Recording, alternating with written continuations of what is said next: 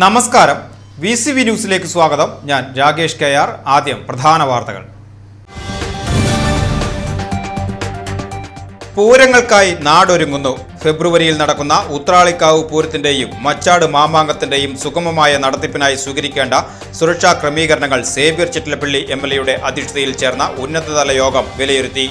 ഉത്രാളിക്കാവ് വെടിക്കെട്ട് സമയത്ത് ട്രെയിനുകളുടെ വേഗത നിയന്ത്രിക്കാൻ റെയിൽവേക്ക് നിർദ്ദേശം നൽകാനും മച്ചാട് കുതിര എഴുന്നള്ളിപ്പിനായി വഴിയിലെ തടസ്സങ്ങൾ നീക്കി വൈദ്യുതി ലൈനുകൾ ക്രമീകരിക്കുവാനും യോഗത്തിൽ തീരുമാനമായി. ഗ്രീൻ പ്രോട്ടോകോൾ പാലിച്ചും ലഹരി വിരുദ്ധ പരിശോധനകൾ ശക്തമാക്കിയും ആഘോഷങ്ങൾ ഭംഗിയാക്കാൻ കർശന നിർദ്ദേശം നൽകി.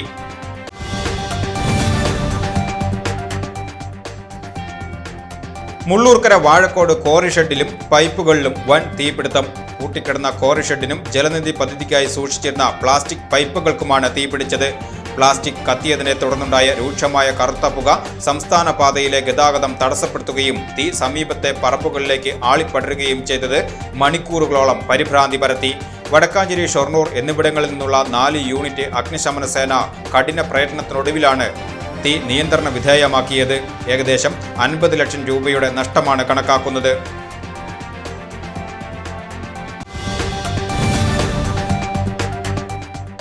ഷെയർ മാർക്കറ്റ് നിക്ഷേപത്തിന്റെ പേരിൽ 11 ലക്ഷം രൂപ തട്ടിയെടുത്തു. ബിരുദ വിദ്യാർത്ഥി അറസ്റ്റിൽ. ഷെയർ മാർക്കറ്റിൽ നിക്ഷേപിച്ച് വൻ ലാഭം വാഗ്ദാനം ചെയ്താണ് കുളപ്പള്ളി സ്വദേശി ഉജ്ജേഷിന്റെ 11 ലക്ഷം രൂപ തട്ടിയെടുത്തത്. കേസിൽ ചെർപ്പളശ്ശേരി കാറൽമണ്ണ സ്വദേശി മുഹമ്മദ് അഫ്സലിനെ ഷൊർണൂർ പോലീസ് അറസ്റ്റ് ചെയ്തു. ഫേസ്ബുക്ക് വഴി സൗഹൃദം സ്ഥാപിച്ച് വിവിധ ഘട്ടങ്ങളിലായി പണം കൈക്കലാക്കിയ സംഘം പിന്നീട് മുങ്ങുകയായിരുന്നു. ഉജ്ജേഷ് പണം അയച്ച ബാങ്ക് അക്കൗണ്ടുകൾ കേന്ദ്രീകരിച്ച് ഇൻസ്പെക്ടർ V. രവികുമാറിന്റെ നേതൃത്വത്തിൽ നടത്തിയ ശാസ്ത്രീയ അന്വേഷണത്തിലാണ് പ്രതി പിടിയിലായത്.